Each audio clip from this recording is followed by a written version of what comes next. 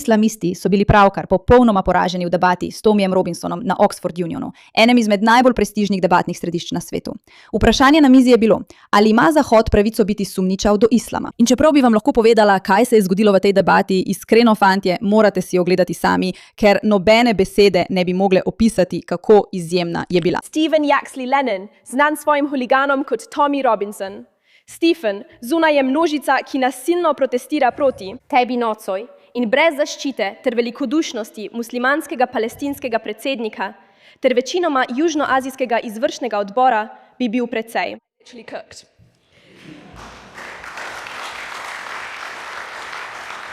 Če niste razumeli, kaj se je pravkar zgodilo, je ona na odru, kjer razpravlja, ali bi moral Zahod biti sumničav do islama, Tommyju Robinsonu povedala, da bi ga islamistični protestniki zunaj dejansko poškodovali.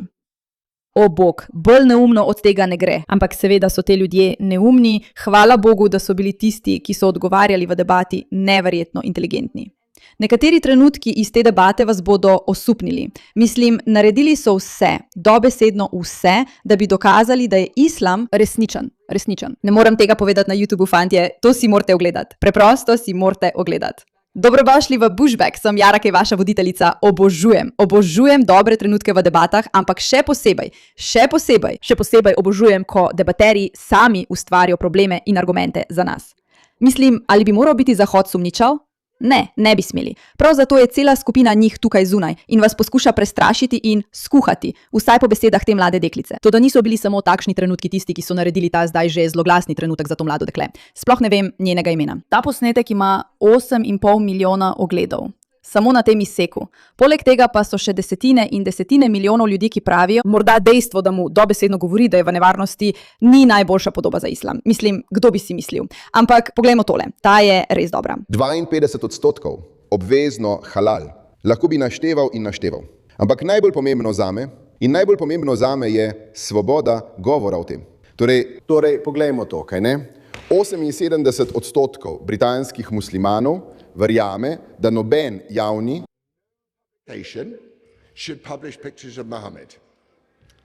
prevladujoča večina, to se povečuje, to naraste na 87%. To je 9 od vsakih 10 muslimanov, ki danes hodijo po ulicah v državi, ki je popolnoma opustila zakone o bogokletju. Sum ni dovolj močna beseda. Zahod bi se moral islamu najbolj odločno upreti na podlagi svobode govora. Tako je. Torej, tukaj smo. To caricature. Prav? In čas je, da pokažem, da se ne bom podredil. Ne bom se držal verskih zakonov oddaljenih krajev. Moja žena me je prosila, naj tega ne pokažem, ker se boji posledic za mojo družino, a sem ji rekel, da če tega ne storim, sem se že podredil islamu. Torej, tukaj smo. Ali ni dovolj, da je bila polovica ekipe, ki vas je povabila na to debato, muslimanske ženske, ki so želele slišati vaše poglede in vaše argumente? Ali ni dovolj, da sem vas jaz kot muslimanska predsednica povabila v to dvorano, da predstavite svoje argumente? Ali to ni dovolj dokazov in upravičila, da verjamete, da resnično verjamemo v svobodo govora? Ne bi postala predsednica strani za svobodo govora, če ne bi verjela vanjo. Hvala, draga. Prav. Lahko, najlepša hvala. Država naj o tem odloči, ne pa paničarijo. Prestrašeni so, da bo pokazal sliko Mohameda. Prestrašeni. Ker je bilo postavljeno proceduralno vprašanje, bom prisluhnil naslednjemu govorniku. Dolgo časa že nisem bil v tej dvorani in poznal pravil na pamet. V spodnjem domu parlamenta, po katerem se zgledamo, rekviziti niso dovoljeni. Sprašujem se, ali je pravilo o rekvizitih enako tudi v Oxfordski uniji? Zahvaljujem se častitljivemu gospodu za njegovo proceduralno vprašanje. Oprostite, počakajte trenutek. En trenutek. V odsotnosti. Gospod Fox, en trenutek. Gospod predsednik, mislim, da tudi bivši predsednik odpira proceduralno vprašanje. Pravkar sem se spomnil časa, ko je bila druga vrsta. Saj moja napaka, Mikael, preden smo začeli, da prepoved ni bila podaljšana. In ali menite, da bi se Izrael moral vrniti? Hvala. Torej prav. Torej praviš, da ne. Takšnega pravila preprosto ni. Samo zaključiti Odločil želim bomo tole. postopkovne vprašanju. Ni nobene ovire v pravilih parlamenta glede uporabe rekvizitov. Vendar pa bi gospoda Foxa spodbudil, da pove, kar želi povedati in nadaljuje. Bil sem, dokler ni bilo postopkovnega vprašanja. V tem duhu vam tega ne bom pokazal, kot Anglež, ki verjame v svobodo govora.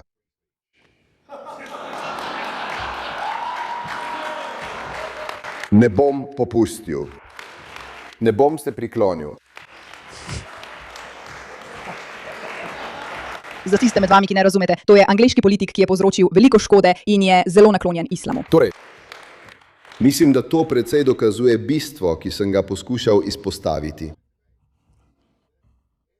Da je v tej kuverti živela tvoj strah in tvoj strah pred islamom, ter kaj ti bo islam naredil, ko razjeziš njegovega zelo občutljivega nebeškega čarovnika.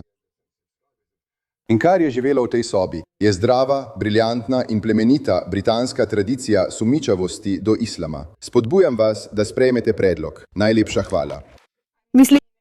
Ali je lahko še bolj pretirano kot to? Ne. Dobesedno napetost v videu si lahko občutila. Kot ne, islamisti tega ne prenesejo. Preprosto tega ne prenesejo. Kaj se bo zgodilo? Kaj se bo zgodilo? Prosim, ne naredi tega. In ni nameraval tega pokazati, samo želel je vse spomniti, kot mislite, da obstaja svoboda govora? Mislite, da imajo ti ljudje svobodo govora? Ne, to ni svoboda govora. Kaj se dogaja? Samo opomnik, kako je ta ženska začela to debato. Ampak pojdimo na nekaj točk te debate, ker je bila res dobra. Imeli ste tudi Jonatana Scaradoti, sveto. Vem, zakaj sem rekla Scaradoti. In naredil je nekaj briljantnega. Več kot 6 tednov, potem ko je Oxford Union obljubil, da bo objavil moj govor z junijske debate, je celoten video še vedno zadržan. Medtem ko so se izvlečki njihovega lastnega posnetka debate pojavili drugje, močno urejeni. Svoj govor sem posnela sama, z vednostjo in soglasjem zveze, kot zavarovanje in rezervno kopijo. Zato ga objavljam sama. Oni morajo objaviti celotno debato. Ali bi moral Zahod biti sumničav do islama? Pomeni, ko je Jonatan zmagal v prejšnjih debatah, niso naložili posnetka, bali so se objave posnetka, ker je opravil tako dobro delo. In zato je rekel, ne, tokrat bom jaz snemala. Rad bi izpostavil nekaj točk, ki smo jih slišali od nasprotne strani.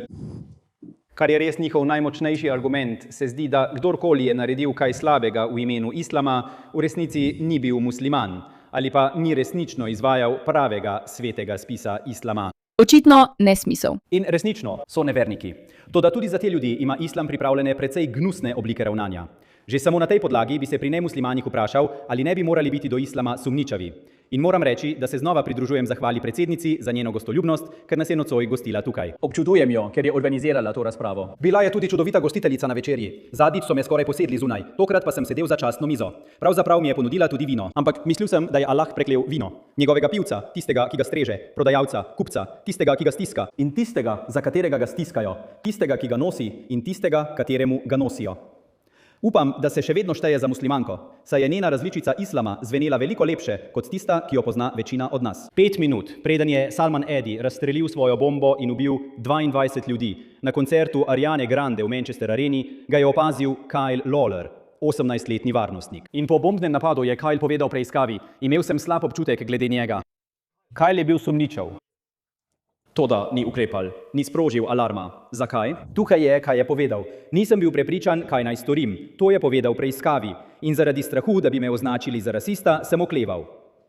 22 ljudi je bilo ubitih. To je lekcija o ignoriranju sumov. In to je nekaj, kar se mora Zahod nujno naučiti. Ne hvala. Ta teden sem prejel telefonske klice prijateljev, družine, sodelavcev. Nekateri so me poklicali, da bi pohvalili mojo pogum. Drugi so dvomili o mojem razumu, ker sem se vrnil sem.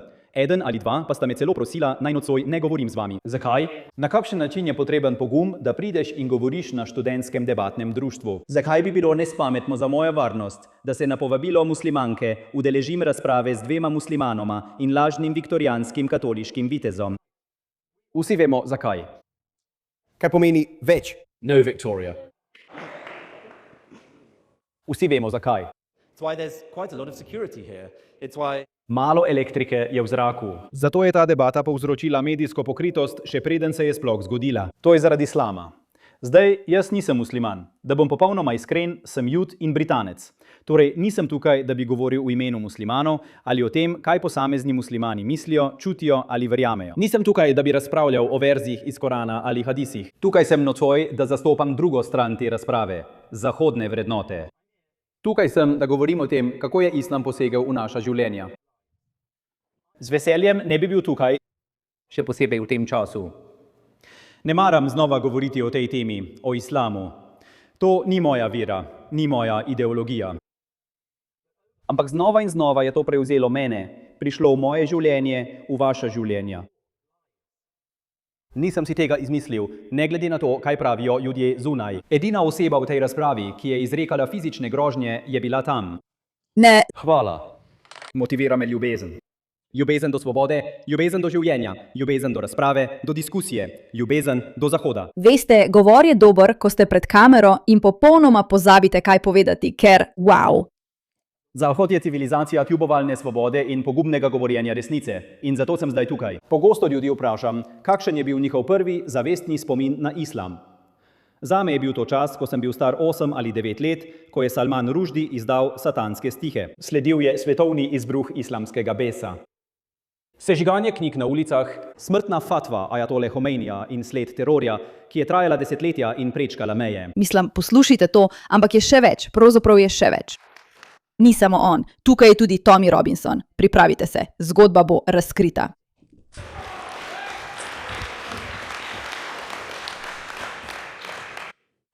Najprej bi rad povedal, da bi veliko raje gledal tekmo Anglije, kot pa bil tukaj nocoj. Prišel sem sem zgolj zaradi zavezanosti svobodi govora, ki jo je imel Allah za ta dogodek. Vem, da imate popolnoma nasprotna stališča od mojih, vendar vem tudi, da se ljudje lahko lotijo tega, da me povabijo nekam, ne da bi se zavedali, s čim se bodo soočili. Tako sem se popolnoma zavedal odziva, s katerim se bom soočil, vendar ti čestitam za obrambo svobode govora in to je razlog, zakaj sem prišel nocoj. Rad bi tudi čestital Ojši za njen prvi odličen govor. In žal mi je, da tvoje družine danes ni tukaj, da bi to videla. Ampak niso moji podporniki tisti, ki so jih napadli zunaj. Niso moji podporniki tisti, ki povzročajo nered ali razbijajo vse naokrog in napadajo policiste. Prav tako niso podporniki na naši strani razprave. To so podporniki na vaši strani razprave, ki tam zunaj povzročajo kaos. Torej, preden začnemo govoriti o islamu, rad bi verjel temu, kar verjameta Jakob in ostali na tem panelu, da ne bi smeli biti sumničavi do islama. Jakob, v tvoji volilni enoti živi 480 muslimanov, 0,5%.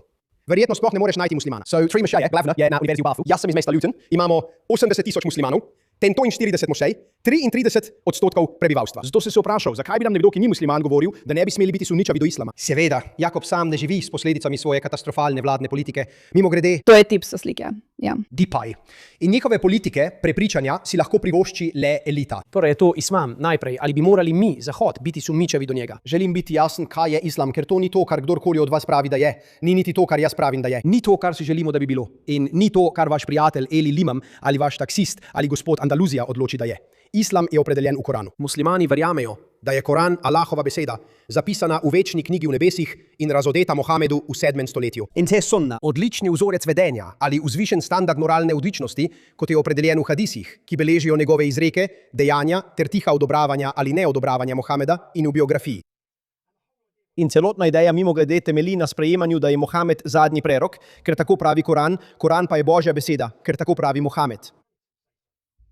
Torej, iskanje skupnih točk. Nisem tukaj zaradi prepira, v nasprotju s tem, kar vsi mislijo. Vsi mislijo, da kamorkoli pridem, želim izzvati prepir, želim najti skupne točke. Iskanje skupnih točk z islamom. Mohamed je rekel kristjanom iz Nadžaha, pridite k besedi, ki je pravična med nami in vami, da ne častimo nikogar razen Allaha in da mu ne pripisujemo nobenih partnerjev. Tako se islam predstavlja kot vera, ki želi iskati skupne točke z drugimi.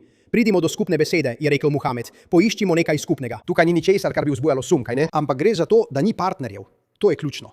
Islam pravi, da želi skupne točke, ampak skupna točka mora biti islam. Kristjani morajo zanikati, da je Jezus Božji sin. Partner. Ampak vseeno, poiščimo nekaj skupnih točk. V redu, to je tisto, kar želimo najti. Vidim, kako to deluje. Na koncu bom odgovoril na vsa vaša vprašanja, kolikor jih želite. Samo dokončal bom svoj govor. Koliko vas tukaj je gejev? Ni vam treba dejansko dvigant rok. V redu, v Koranu skozi zgodbo Lot, homoseksualnost je obsojena, 4 od 5 glavnih šol islamskega prava pa menijo, da bi morala biti kaznovana s smrt. Morda, ampak bom dokončal svoj govor. Pravzaprav ima 24 držav, kjer je islam državna religija, kazenske sankcije za homoseksualnost. V 8 od njih je kazen smrtna kazen. Zato se sprašujem, če si gej, bi bil morda nekoliko sumničav glede tega. To je v Afganistanu, Iranu, Katarju, Saudski Arabiji, Združenih arabskih emiratih, Jemnu, tam te ubijajo, če si gej. Kdo protestira zaradi tega? Ko te države, državni zakonodajalci ali vlade obiščejo našo državo, kdo protestira? Rad bi to samo zaključil. Predsednik, podan je bil postopkovni predlog. Glede na razprave s prejšnjimi govorci, bi se strinjali, da bomo potrebovali veliko potrditev. Kakorkoli, kar naprej in naprej. Briljantno, neverjetno, zanimivo. Lahko bi to gledala ves dan z vami. Kot verjetno veste, bom. To bom gledala. In vi bi morali še naprej gledati to, ker ko končno pridejo do debat, je vse tako jasno. Tako uničujoče jasno je, kdo ima prav. Mislim, da druge strani nismo res poslušali, razen da smo jih slišali, kako v bistvu grozijo Tommyu Robinsonu. Naj pokažem posnetek? V redu, pokazala bom posnetek. Tukaj je tip, ki ga je Lawrence Fox zasmehoval. Mislil sem, da se bom soočil s trdimi možmi desnice britanske politike. Ljudje, ki slovijo po tem, da so trdi, neposredni in močno domoljubni. In izkaže se, da so pravzaprav majhne, previdne, prestrašene živalce, ker nimajo samozavesti. Namesto tega sedijo doma po noči in se vznemirjajo. Svoboda veroizpovedi, svoboda idej, svoboda govora, pri čemer mora biti svoboda veroizpovedi bistvena, nas je naredila močne. Sploh niso trda desnica. Izkazalo se je, da so to obupani stari levičarji. In potem sem začel razmišljati o risanki, ki jo imam tukaj v tej kuverti. 78% britanskih muslimanov verjame, da nobena publikacija ne bi smela objavljati slik Mohameda v državi, ki je popolnoma opustila zakone o bogokletstvu. Tukaj smo torej s to karikaturo, kaj ne? In je čas, da pokažem, da se ne bom podredil. Mislim, on je preprosto, to je samo kup nesmislov, dobesedno kup nesmislov. Poglej razliko med njegovimi argumenti, ob katerih smo si samo rekli, o čem sploh govoriš, Tomi? Se lahko saj strinjamo. Usmrtitev vojnih ujetnikov, vključno z mladimi fanti, izvajanje etničnega čiščenja judov in kristjanov z ozemelj, ali pa poroka in spolni odnos z majhnim otrokom, ko je bil Mohamed star 53 let. Se lahko vsaj danes strinjamo. Mohamed ni bil in ni popoln zgled za človeštvo, prav tako ni vzvišen primer moralne odličnosti. Pravzaprav je ravno nasprotno. Fantje, noro je, res noro je, ko to gledate in vidite, kako jasno in natančno je. Ali veste, kaj se je na koncu zgodilo? Izgubili so. Islamist je zmagal, ker so ljudje tako prestrašeni. Če obstaja boljši primer, kako prestrašeni so ljudje, je to ta. Hvala za vašo pozornost glede te zadeve.